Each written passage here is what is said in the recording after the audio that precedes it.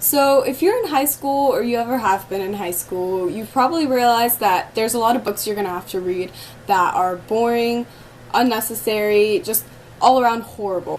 So, being the generous human being that I am, I've decided to compile some short, quick, accurate summaries of these books so that if you ever have to, write an essay on it, do a project on it, anything like that, you don't actually have to read the books, you just have to watch these summaries. Let's start with the Odyssey. You may notice that I don't actually have a copy of the Odyssey because I'm not about to go out and waste like $12 to $20 on some lame ass. It's basically just 200 pages of Poseidon being like, screw you.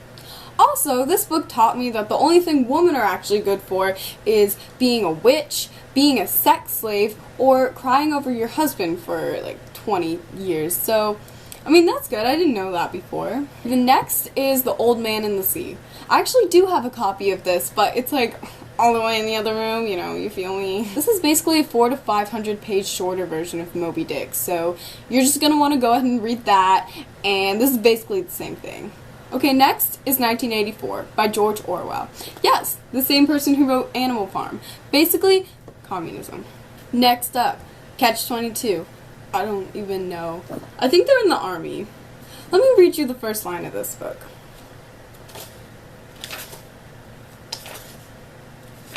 It was love at first sight. The first time Yossarian saw the chaplain, he fell madly in love with him. I thought this was going to be a love story between Yossarian and the chaplain, so you can imagine how disappointed I was.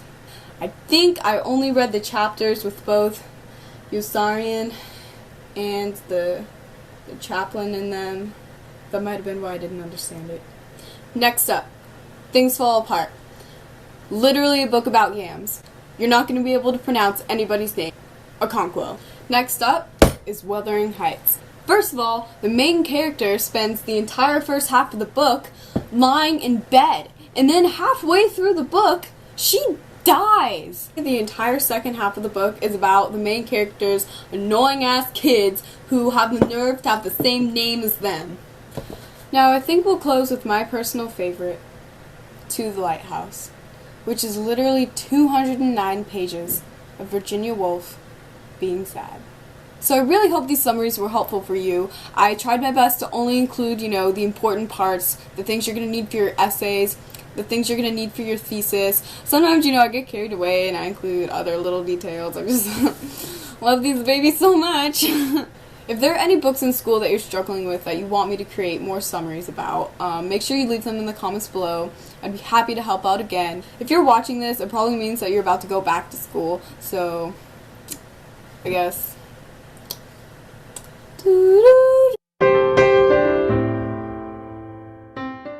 Okay, this is a little disclaimer. If you're watching this, you're probably thinking, wow, this girl really hates to read. I actually kind of love reading books more than I like interacting with actual people. The summaries I made today were just about books that I particularly didn't like. But there are going to be a lot of books that you read in school that actually are really good and that you're going to really enjoy. So please don't let the fact that you're reading them in school ruin them for you. That tends to happen a lot. But when you read books in school, try to actually go into it with an open mind. Like I said, try not to let the fact that you're reading them for school actually ruin the story for you. So basically, the point of this is just to say that there are going to be books that you like. I don't hate books. I love books, just not these books.